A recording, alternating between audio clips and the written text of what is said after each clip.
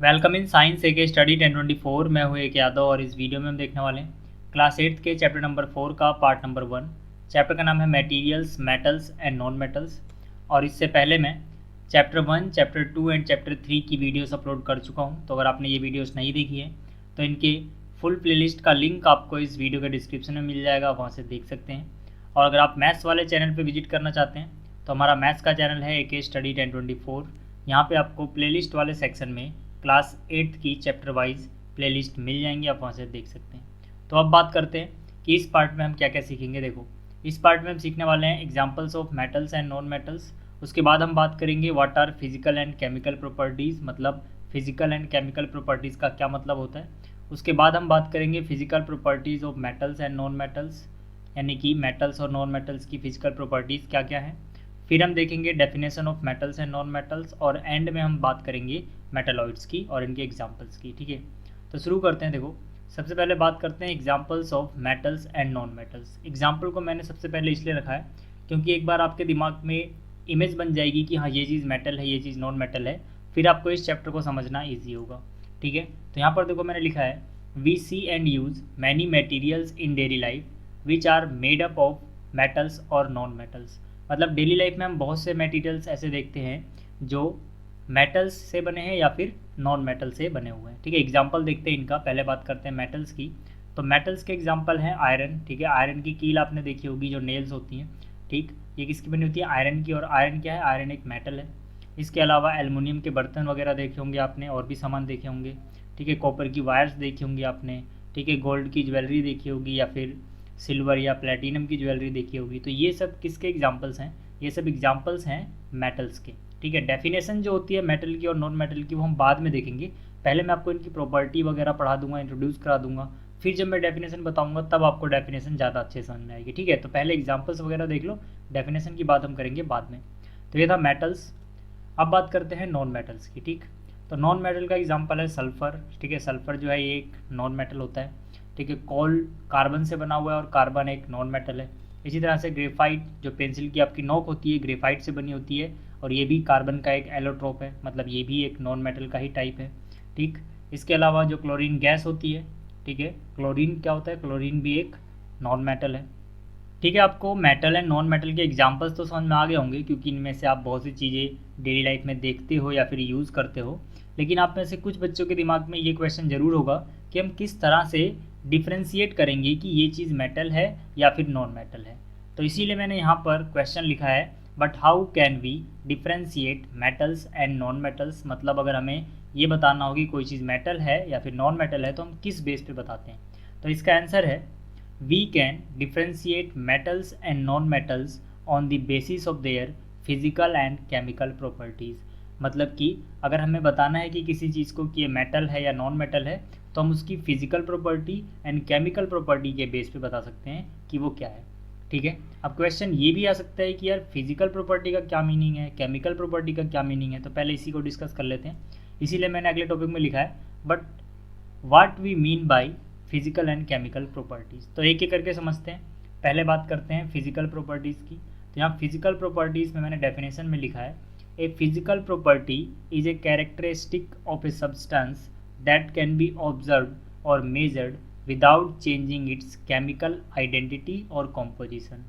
मतलब किसी भी सब्सटेंस की फिजिकल प्रॉपर्टी उस सब्सटेंस का वो कैरेक्टरिस्टिक होता है, वो गुण होता है जो हम ऑब्जर्व कर पाते हैं सब्सटेंस को बिना केमिकली चेंज किए। मतलब सब्सटेंस की कोई भी केमिकल आइडेंटिटी चेंज किए बिना जो भी प्रॉपर्टी हम देखते हैं वो प्रॉपर्टी उस सब्सटेंस की फिजिकल प्रॉपर्टी होती है। ठीक है, एग्जांपल अगर मैं दूं आपको तो यहाँ पे आप कह सकते हो कलर। ठीक है, जो सब्सटेंस का कलर होता है, टेस्ट होता है, मास होता है, वॉल्यूम होता है, डेंसिटी होती है, सब्सटेंस का टेम्परेचर होता है, मेल्टिंग एंड बॉइलिंग पॉइंट्स होते हैं, ये सभी फिजिकल प्रॉपर्टीज़ हैं। क्योंकि इनको ऑब्जर्व करने के लिए आपको वहाँ पे कोई रिएक्शन नहीं करवानी है, कोई केमिकल रिएक्शन नहीं करवानी, ना ही केमिकल आइडेंटिटी चेंज करनी है, ये आप सिंपली ऑब्जर्व कर सकते हो। तो ये सब क्या है? ये सब उसकी फिजिकल प्रॉपर्टीज़ हैं, क्योंकि ये उसके फिजिकल नेचर से रिलेटेड है कि वो फिजिकली कैसा है। ठीक है, तो यहाँ से आप समझ गए होंगे कि फिजिकल प्रॉपर्टीज़ क्या होती हैं। कुछ और फिजिकल प्रॉपर्टीज़ के एग्जांपल्स हैं सब्सटेंस की हार्डनेस, लस्टर यानी चमक उसकी, malleability, ductility, sonorous, conduction of heat, conduction of electricity. अब इनको मैंने अलग कलर से क्यों लिखा है? क्योंकि ये जो फिजिकल प्रॉपर्टीज़ जो मैंने यहाँ पे नीले कलर से आपको दिखाई हैं, ये रिलेटेड होती हैं इस बात को बताने में कि कोई चीज़ मेटल होगी या फिर नॉन मेटल होगी, क्योंकि इन्हीं प्रॉपर्टीज़ के बेसिस पे, जिनको मैंने नीले कलर में लिखा है, हम डिफ्रेंशिएट कर पाते हैं मेटल्स एंड नॉन मेटल्स में। ठीक है, इनकी प्रॉपर्टी होती क्या क्या है इसके बारे में डिटेल में बाद में पढ़ेंगे। पहले मैं डिफाइन कर लेता हूँ फिजिकल प्रॉपर्टीज़ के बाद केमिकल प्रॉपर्टीज़। ठीक है, तो पहले देखते हैं केमिकल प्रॉपर्टी क्या होती है। तो केमिकल प्रॉपर्टीज़ में मैंने लिखा है, a chemical property is a characteristic or behaviour of a substance that can be observe when it undergoes a chemical change or reaction. मतलब कि किसी भी सब्सटेंस की केमिकल प्रॉपर्टी उसका वो कैरेक्टरिस्टिक या बिहेवियर होता है जो हम ऑब्जर्व करते हैं जब वो सब्सटेंस किसी केमिकल रिएक्शन में पार्टिसिपेट करता है या फिर उसमें कुछ केमिकली चेंज आ जाता है। ठीक, तो यहाँ पर इसका आंसर हो जाएगा जैसे कि एबिलिटी टू रस्ट, ठीक है, या फिर रिएक्टिविटी एक्सेट्रा। तो यहाँ पे आप देख सकते हो कि जैसे मान लीजिए आयरन का कोई सब्सटेंस है। ठीक, अब ये जो आयरन है जब इसको आप एयर में छोड़ देते हो, मतलब इसको ऑक्सीजन मिल जाती है एंड वाटर मिल जाता है, नमी मिल जाती है, तब इसमें कुछ दिन बाद जंग लग जाता है, यानी जिसे हम बोलते हैं रस्ट। तो रस्ट का लगना यानी जंग का लगना भी क्या है, एक केमिकल चेंज हो रहा है। तो यहाँ पर ये इसकी केमिकल प्रॉपर्टीज़ में आएगा। तो यहाँ पे हम कह सकते हैं ability to rust is a chemical property of iron. इसी तरह से अगर मैं बात करूँ प्लास्टिक की, तो देखो प्लास्टिक में रस्ट नहीं लगता है, जंग यहाँ पे नहीं लगता है, तो हम कह सकते हैं ability to rust is not a chemical property of plastic. मतलब कि जो प्लास्टिक है उसके लिए रस्ट का लगना कोई केमिकल प्रॉपर्टी नहीं है क्योंकि इसमें जंग नहीं लगता है, लेकिन जो आयरन है उसके लिए रस्ट का लगना एक केमिकल प्रॉपर्टी है। इसी तरह से रिएक्टिविटी हो गया, मतलब कोई सब्सटेंस किस तरह से रिएक्शन करता है, कितनी तेज़ी से रिएक्शन करता है दूसरे सब्सटेंस से, ये आएगा उसकी केमिकल प्रॉपर्टीज़ के अंडर। ठीक है, तो आपको ये समझ में आ गया होगा कि केमिकल प्रॉपर्टीज़ क्या होती हैं, फिजिकल प्रॉपर्टीज़ क्या होती हैं। अब हम बात करेंगे पहले मेटल की फिजिकल प्रॉपर्टीज़ की, उसके बाद नॉन मेटल की फिजिकल प्रॉपर्टी की, और केमिकल प्रॉपर्टी की बात हम किसी और वीडियो में करेंगे। ठीक है, तो यहाँ पर हमारी अगली हेडिंग हो जाएगी फिजिकल प्रॉपर्टीज़ ऑफ मेटल्स। ठीक, तो यहाँ पर देखो फिजिकल प्रॉपर्टीज़ ऑफ मेटल्स में सबसे पहले मैंने लिखा है जनरली मेटल्स आर हार्ड। मतलब कि जो मेटल्स होते हैं ये जनरली हार्ड होते हैं। ठीक है, एग्जांपल हो जाएगा आयरन देख लो आप, कॉपर, एल्युमिनियम, सिल्वर या गोल्ड वगैरह की चीज़ें देख लो, ये सब क्या होती हैं, ये सब हार्ड होती हैं। ठीक है, तो आपको इतना समझ में आ गया होगा। अब यहाँ पे देखो ये वर्ड हार्ड है, ठीक है, तो ये कभी कभी पूछ लेते हैं भाई हार्डनेस का क्या मतलब है। तो हार्डनेस की डेफिनेशन होती है hardness of a substance refers to its resistance to bending, scratching, abrasion और कटिंग। मतलब कि किसी भी सब्सटेंस की हार्डनेस का मतलब है कि वो सब्सटेंस कितना रेजिस्ट कर पा रहा है, कितना रोक पा रहा है खुद को बैंड होने से, खुद को स्क्रैच होने से, खुद को एब्रेजन यानी खुद पे घर्षण होने से, घिसने से और कटने से। जो सब्सटेंस जितनी ज़्यादा रजिस्ट कर पाएगा, जितना ज़्यादा रोक पाएगा खुद को मुड़ने से, स्क्रैच होने से, घिसने से या कटने से, वो सब्सटेंस उतना ज़्यादा हार्ड होगा। जैसे कि आप हार्ड चीज़ को आसानी से मोड़ नहीं सकते हो, हार्ड चीज़ को आसानी से कट नहीं कर सकते हो। तो यहाँ से हमें पता लगता है कि हार्डनेस का क्या मीनिंग है। तो ये भी आपको समझ में आ गया होगा। अब देखो यहाँ पे मैंने एक टर्म लिखी थी generally metals are hard. Metals are hard के पहले मैंने एक वर्ड क्या लिखा था, जर्नली। जर्नली क्यों लिखा है, क्योंकि ज़्यादातर मैटर हार्ड होते हैं, लेकिन कुछ एक्सेप्शनल केसेस भी हैं। एक्सेप्शनल केसेस क्या हैं वो मैं थोड़ी देर बाद बात करूँगा, पहले प्रॉपर्टी देख लेते हैं। तो पहली प्रॉपर्टी समझ में आ गई आपको कि मेटल जो है वो हार्ड होते हैं। दूसरी प्रॉपर्टी है मेटल्स आर लस्ट्रस। जो मेटल्स होते हैं इनमें लस्टर होता है, मतलब ये चमकीले होते हैं। ठीक है, इसमें एक चमक होती है। एग्जाम्पल आप देख सकते हो, आयरन चमकीला होता है, आयरन के सामान बने जो हैं वो चमकीले होते हैं। ठीक है, कॉपर हो गया, एल्युमिनियम हो गया, सिल्वर, गोल्ड एक्सेट्रा, ये सब क्या होते हैं, लस्ट्रस होते हैं, क्योंकि इसमें चमक होती है, इसको बोलते हैं लस्टर। तो लस्टर की डेफिनेशन पूछ सकते हैं, तो लस्टर की डेफिनेशन हो जाएगी lustre is the property of surface of a substance to reflect light due to which the substance appears shiny. मतलब लस्टर किसी भी सब्सटेंस के सरफेस की वो प्रॉपर्टी है जिसमें सब्सटेंस का जो सरफेस है, जैसे कि यहाँ पे आप गोल्ड का सामान देख रहे हो, ये जो इसका सरफेस है ये लाइट को रिफ्लेक्ट कर देता है, जिसकी वजह से ये चमकीला दिखाई देता है। क्योंकि जो भी लाइट इसके ऊपर पड़ी इसने उसे रिफ्लेक्ट कर दिया, वो लाइट हमारी आंखों तक पहुंची और हमें क्या दिखाई दिया कि ये सरफेस इसका शाइनी है। तो जिस भी चीज़ का सरफेस शाइनी नज़र आ रहा है आपको, मतलब वो लस्ट्रस सब्सटेंस है, और उसकी चमक को हम बोलते हैं लस्टर। ठीक है, तो जो मेटल्स होते हैं उनके पास लस्टर होता है, यानी कि वो लस्ट्रस होते हैं। और जो अगली प्रॉपर्टी है वो है जनरली मेटल्स आर मेलेबल। मतलब जो मेटल्स होते हैं ये मेलेबल होते हैं। तो यहाँ पे मेलेबिलिटी का क्या मतलब है वो भी समझना जरूरी है। तो यहाँ पर मैंने लिखा है the property of metals by which they can be beaten into thin sheets is called malleability. मतलब किसी भी मेटल की वो प्रॉपर्टी जिसमें इसको अगर पीटा जाता है तो ये पतली पतली शीट्स में कन्वर्ट हो जाता है, उस प्रॉपर्टी को बोलते हैं मैलिबिलिटी। ठीक, जैसे कि यहाँ पे मान लीजिए एल्युमिनियम का कोई ये टुकड़ा है, ठीक, इसको हैमर से यानी हथौड़े से पीटा जा रहा है बार बार। ठीक, तो क्या होगा, धीरे धीरे ये पतला होते होते पतली सी सीट में कन्वर्ट हो जाएगा, जिसे हम बोलेंगे एल्युमिनियम की ये सीट बन गई। ठीक, तो मतलब ये क्या था, मेटल को हमने पीटा तो ये फैलने लगा। ठीक, अब ये फैलते हुए एक सीट में कन्वर्ट हो गया। तो ये प्रॉपर्टी जिसमें किसी भी सब्सटेंस को हम पीटें और वो पतली सी सीट में बदल जाए, इस प्रॉपर्टी को बोला जाता है मैलिएबिलिटी। और जो सब्सटेंस ये प्रॉपर्टी रखता है अपने पास उसको बोलते हैं मैलिएबल। ठीक, जैसे कि आप एग्जांपल्स देख सकते हो और भी, एल्युमिनियम की फॉइल हो गई, अब ये एल्युमिनियम से बनाई गई हैं पतली पतली सीट्स, ठीक है ना। इसी तरह से हमारे पास जो मिठाइयाँ होती हैं उन पर चांदी का एक पतला सा फॉइल चढ़ा होता है, सिल्वर की फॉइल। ठीक है, तो मतलब सिल्वर भी एक मेटल है, उसको भी हम पतली पतली सीट में कन्वर्ट कर सकते हैं। इसके अलावा गोल्ड की फॉइल हम बना सकते हैं। ठीक है, आपको याद रखना है कि जो गोल्ड है वो मोस्ट मेलिएबल मेटल है। ये क्वेश्चन कभी कभी आ जाता है कि which metal is most malleable, तो आपको लिखना है gold is the most malleable metal. तो आपको ये भी समझ में आ गई होगी प्रॉपर्टी। अब आगे बात करते हैं, अगली प्रॉपर्टी है मेटल्स आर जनरली डक्टाइल। मतलब जो मेटल्स होते हैं ज़्यादातर डक्टाइल होते हैं। ठीक है, तो यहाँ पे डक्टिलिटी के बारे में पूछ लेते हैं कि भाई डक्टाइल या डक्टिलिटी का क्या मतलब है। तो इसका आंसर है the property of metal by which it can be drawn into wires is called ductility. मतलब मेटल की वो प्रॉपर्टी जिसके कारण इसको हम वायर्स में कन्वर्ट कर सकते हैं, इसके पतले पतले तार बना सकते हैं, उस प्रॉपर्टी को बोला जाता है डक्टिलिटी।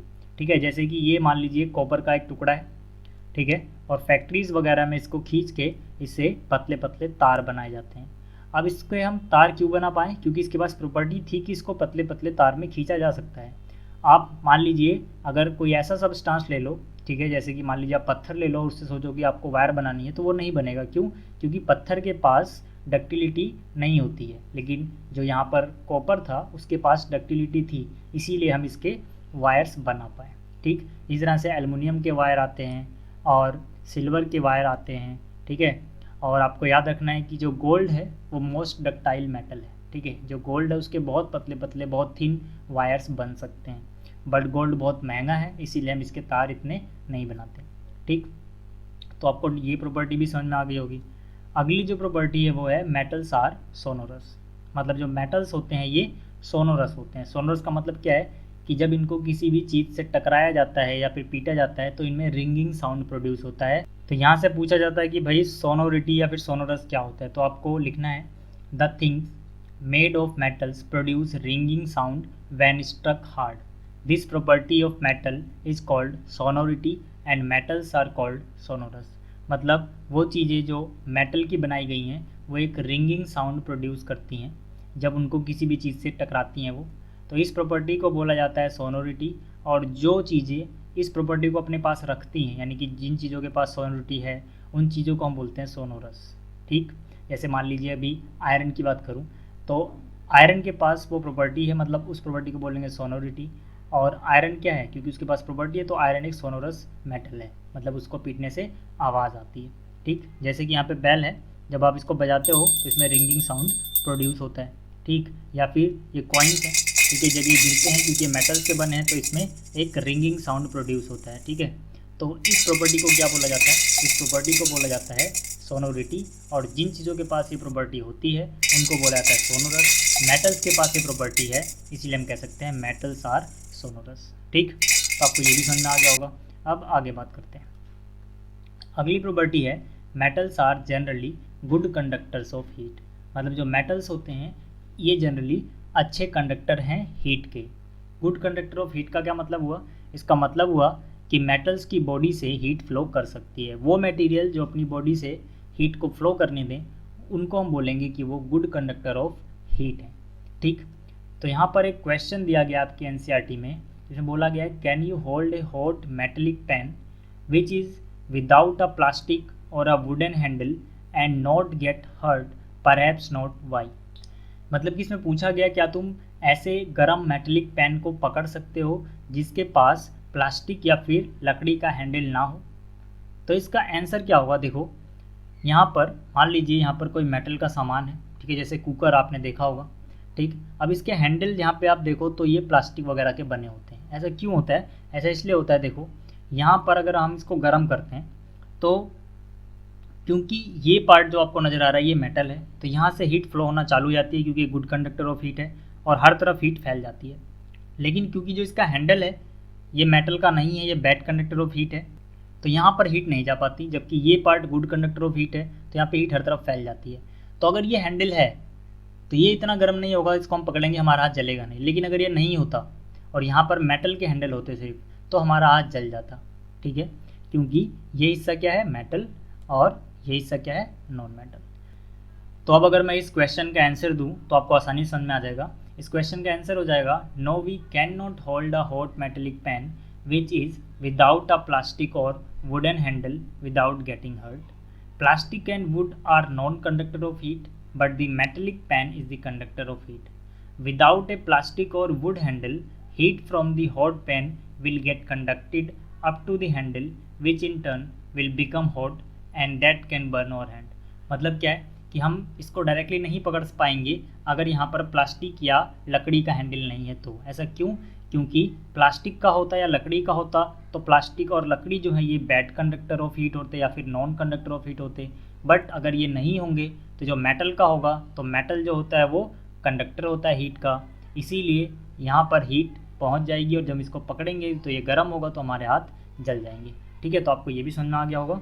अब यहाँ पर आपको याद रखना है कि जो सिल्वर है वो बेस्ट कंडक्टर होता है हीट का। ये भी क्वेश्चन आता है which metal is best conductor of heat, तो आपको लिखना है सिल्वर यानी कि चांदी, ठीक। इसके बाद जो अगली प्रॉपर्टी वो है metals are good conductor of electricity. मतलब जो मेटल्स होते हैं ये जनरली बहुत अच्छे कंडक्टर होते हैं बिजली के यानी कि इलेक्ट्रिसिटी के। तो क्वेश्चन आता है how to check whether electricity can pass through an object और नॉट। मतलब अगर हमारे पास कोई ऑब्जेक्ट हो तो हम किस तरह से चेक कर सकते हैं कि वो इलेक्ट्रिसिटी को अपने अंदर से पास होने देगा या फिर नहीं, मतलब कि वो गुड कंडक्टर है या बैड कंडक्टर है, हम किस तरह से पता लगाएंगे। तो इस क्वेश्चन का आंसर आपको एक एक्टिविटी टाइप लिखना होगा, जिसमें आपको लिखना है by making an electric circuit we can test whether electricity can pass through an object और नॉट। मतलब कि एक इलेक्ट्रिक सर्किट बना के हम ये टेस्ट कर पाएंगे कि उस ऑब्जेक्ट से इलेक्ट्रिसिटी पास होगी या फिर नहीं होगी। किस तरह से करना है आपको, देखो आपको क्या करना है, पहले आपको एक बैटरी लेनी है, ठीक है, कॉपर के वायर लेने हैं, ठीक है, आपको इस तरह को सर्किट बना देना है जो यहाँ से ओपन होगा, ठीक।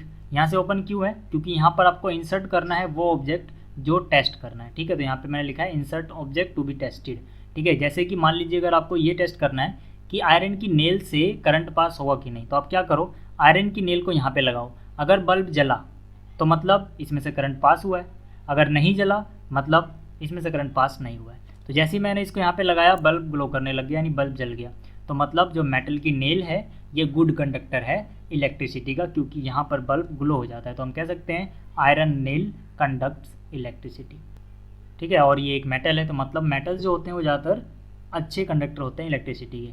अब मान लो यहाँ पे मैं कोल ले लेता, कोयला, ठीक है, तो बल्ब नहीं जलता, बल्ब डज नॉट ग्लो, तो मतलब जो कोल है या कोयला है ये अच्छा कंडक्टर नहीं है, बैड कंडक्टर है। तो हम कह सकते हैं कोल डज नॉट कंडक्ट इलेक्ट्रिसिटी, ठीक है। ये क्या है, ये एक नॉन मेटल है, क्योंकि जो मेटल की प्रॉपर्टी होती है वो होता है कंडक्ट करना, और नॉन मेटल की ज़्यादा प्रॉपर्टी क्या होती है, कंडक्ट नहीं करना, ठीक है। एक्सेप्शनल केसेस भी हैं, वो उस पर मैं भी आऊँगा जैसे कि मैंने पहले ही बताया।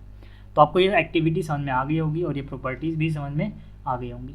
तो यहाँ पर है you can check electrical conductivity of various object using this method like aluminium, rod, gold, ring, coal, sulphur etcetera. मतलब आप अलग अलग यहाँ पर ऑब्जेक्ट डालते जाओ, जैसे मैंने यहाँ पर 2 ऑब्जेक्ट लाके दिखाए, आयरन की नील और कोल। इस तरह से आप और भी एल्युमिनियम ले सकते हो, ठीक है, गोल्ड रिंग ले सकते हो, ठीक है, बहुत सारी चीज़ें ले सकते हो जो आप टेस्ट कर सकते हो कि वो कंडक्टर हैं या फिर नहीं, ठीक। तो ये प्रॉपर्टी हो गई। अब यहाँ पर देखो silver is the best conductor of electricity, ये भी आपका रखना कि जो सिल्वर है वो सबसे बेस्ट कंडक्टर होता है इलेक्ट्रिसिटी का। तो ये जो प्रॉपर्टीज़ थी 7 प्रॉपर्टीज़ मैंने आपको पढ़ाई। पहला पढ़ाया जनरली मेटल्स आर हार्ड, दूसरा metals are lustrous, generally metal are malleable, metals are generally ductile, metals are sonorous, metals are generally good conductor of heat, and metals are good conductors of electricity. तो ये किसकी property हुई, ये property हुई metals की। कौन सी property है ये, फिजिकल प्रॉपर्टी है, ठीक। इसी तरह से अब बात करते हैं physical properties of non metals, मतलब नॉन मेटल्स के पास क्या क्या फिजिकल प्रॉपर्टीज़ होती हैं, कैसे हम पता लगाएंगे। तो यहाँ पर है non metals are generally soft, जो नॉन मेटल्स होते हैं वो हार्ड नहीं होते हैं, दे आर नॉट हार्ड, जनरली वो क्या होते हैं, सॉफ्ट होते हैं। फॉर एग्जांपल सल्फर आप देख सकते हो, ठीक है, इसको आप आसानी से तोड़ सकते हो। कॉल हो गया, ठीक है, ये भी आसानी से टूट जाएगा। ग्रेफाइट हो गया, ये सब क्या है, नॉन मेटल्स हैं, तो ये सॉफ्ट होते हैं, ये उतने हार्ड नहीं होते हैं, ठीक।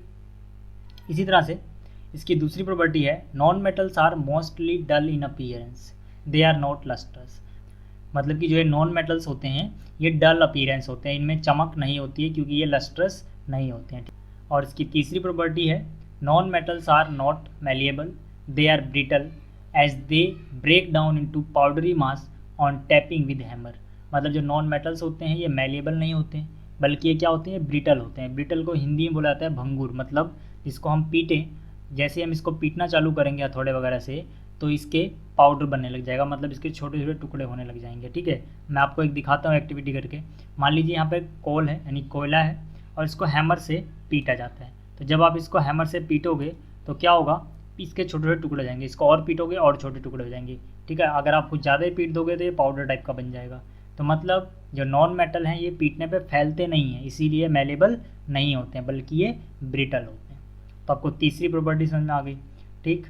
और यहाँ पर जो अगली प्रॉपर्टी है वो है non metal are not ductile, जो नॉन मेटल्स होते हैं इनके हम तार नहीं बना सकते हैं, ठीक है ना, पतले पतले, तो ये डक्टाइल नहीं होते हैं, ठीक। इसकी भी एक्सेप्शन है, वो हम आगे देखेंगे अभी। इसके अलावा अगली प्रॉपर्टी है non metals are not sonorous, जो नॉन मेटल होते हैं सोनोरस नहीं होते हैं। अगली प्रॉपर्टी है non metals are generally poor conductor of heat, ठीक है। अभी हमने देखा था कि जो नॉन मेटल था, ठीक है, यहाँ पर प्लास्टिक का या फिर कार्बन का बना हुआ, यहाँ से हीट फ्लो नहीं कर पा रही थी, ठीक। इसी तरह से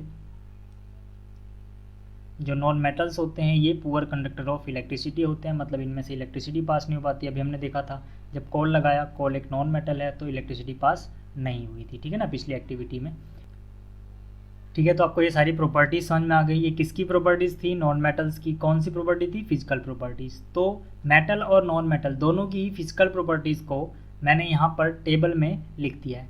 टेबल में लिखने के मेनली दो रीज़न है। पहला रीज़न है कि जब भी आपको डिफरेंस वाले क्वेश्चन पूछे जाते हैं, ज़्यादातर यहाँ पे आपको पूछा आता है पेपर में कि मेटल एंड नॉन मेटल के बीच में डिफरेंस बताओ, तो डिफरेंस वाले क्वेश्चन आपको ऐसे टेबल में ही करने चाहिए। दूसरी चीज़ यहाँ पर ये भी है टेबल बनाने का रीज़न, क्योंकि यहाँ पर मैं आपको एक्सेप्शनल केस भी बताने वाला हूँ, ठीक है। तो यहाँ पर देखो, जब भी मैंने आपको ये बताया था इनकी प्रॉपर्टीज़, तो मैंने कुछ वर्ड यूज़ किए थे, जैसे यहाँ पे जनरली है, यहाँ पे मोस्टली है, ठीक है। तो ये सारे वर्ड मैंने क्यों यूज़ किए थे, जैसे कि मैंने मेटल में पहले बताया था generally metals are hard, non metal में बताया था non metals are generally soft, they are not hard, ठीक है। तो ये जनरली हो गया, मोस्टली हो गया, ये सब मैंने क्यों यूज़ किया था, क्योंकि यहाँ पर कुछ ना कुछ एक्सेप्शंस भी होती हैं। एक्सेप्शन का मतलब कुछ ऐसी मेटल भी हैं जो इस प्रॉपर्टी को फॉलो नहीं करती, बावजूद इसके भी वो मेटल हैं, ठीक है। तो यहाँ पर देखो, पहली का एक्सेप्शन बताता हूँ मैं। पहले मैंने लिखा था जनरली मेटल्स आर हार्ड, तो यहाँ पे एक्सेप्शनल केस क्या है, मरकरी हो गया, सोडियम पोटेशियम हो गया, गैलियम हो गया, ये मेटल तो है लेकिन हार्ड नहीं है, तो ये एक्सेप्शनल केस है। बाकी जो मेटल्स हैं वो हार्ड होते हैं, लेकिन ये सब हार्ड नहीं होते हैं। जैसे कि जो मरकरी है, mercury is the only metal which is found in liquid state at room temperature, मतलब मरकरी एक ऐसा मेटल है जो लिक्विड स्टेट में पाया जाता है रूम टेम्परेचर पे। और यार देखो, जो लिक्विड स्टेट में होगा वो हार्ड तो हो ही नहीं सकता ना, तभी तो लिक्विड स्टेट में है वो।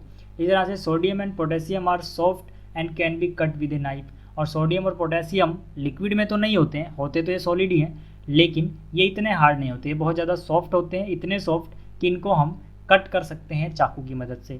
तो क्वेश्चन ये भी आता है कि ऐसे मेटल्स के नाम बताओ जिनको हम चाकू से काट सकते हैं, तो आपको आंसर लिखना है सोडियम या पोटेशियम। क्वेश्चन आता है कि ऐसा मेटल बताओ जो लिक्विड स्टेट में होता है रूम टेम्परेचर पे, तो आपको आंसर में लिखना है मरकरी, ठीक है। इसी तरह से जो गैलियम है ये भी सॉफ्ट सिल्वरी मेटल होता है, मतलब ये भी ज़्यादा हार्ड नहीं होता है, ठीक है। तो आपको ये भी समझ आ गया। इसके बाद नॉन मेटल जनरली सॉफ्ट होते हैं, लेकिन यहाँ पे एक्सेप्शन है डायमंड। डायमंड यानी जो हीरा है ये एक नॉन मेटल है, लेकिन तब भी ये हार्डेस्ट सब्सटेंस है अर्थ पे, ठीक है, यानी ये बहुत ज़्यादा हार्ड होता है, ठीक है। इसके बाद सेकंड प्रॉपर्टी थी कि मेटल जो है लस्टर्स होते हैं और नॉन मेटल डल होते हैं अपीयरेंस में, मतलब इनमें चमक नहीं होती है, लेकिन इसकी भी एक्सेप्शन है आयोडीन एंड डायमंड। देखो, जो आयोडीन है और डायमंड है, ये नॉन मेटल हैं। और हमने अभी पढ़ा कि नॉन मेटल मोस्टली डल होते हैं, लेकिन आयोडीन डल नहीं होता है, डायमंड भी डल नहीं होता है, इसमें चमक होती है। इसी तरह से आयोडीन अगर आप देखो तो ये आयोडीन की इमेज है, ठीक है। तो आयोडीन में शाइन होता है, ठीक है, चमकीला होता है, काला सा दिखता है लेकिन इसमें शाइन होता है, ठीक है। तो ये क्या है, एक्सेप्शनल केस है, मतलब जो होता है उसका उल्टे हैं ये। इसी तरह से जो अगली प्रॉपर्टी है, जनरली मेटल्स आर मेलेबल, इसकी भी एक्सेप्शन है, ठीक है। ज़्यादातर मेटल क्या होते हैं, मेलेबल होते हैं, लेकिन अगर मैं बात करूँ मरकरी की तो ये मेटल है लेकिन तब भी मेलेबल नहीं है, क्योंकि लिक्विड स्टेट में पाया जाता है, तो इसकी आप सीड्स कैसे बनाओगे, ठीक है ना, तो ये मेलेबल नहीं होता है। इसी तरह से मेटल जनरली क्या होते हैं, डक्टाइल होते हैं, इनकी तार बनाई सकती है, लेकिन मरकरी की आप तार भी नहीं बना सकते, ठीक। और इसी तरह से जो मेटल्स होते हैं ये जनरली गुड कंडक्टर होते हैं हीट के, लेकिन लीड एंड मरकरी इतने अच्छे कंडक्टर नहीं होते, ठीक। इसी तरह से हमने आगे पढ़ा था कि जो नॉन मेटल होते हैं ये पुअर कंडक्टर होते हैं हीट के, और पुअर कंडक्टर होते हैं इलेक्ट्रिसिटी के, लेकिन इनकी भी एक्सेप्शन है ग्रेफाइट। जो ग्रेफाइट होता है ये गुड कंडक्टर होता है हीट का भी, और गुड कंडक्टर होता है इलेक्ट्रिसिटी का भी, तो मतलब ये एक एक्सेप्शनल केस है, ठीक है। तो आपको ये सारे पॉइंट्स समझ में आ गए होंगे। तो ये डिफरेंस था मेटल्स एंड नॉन मेटल के बीच में।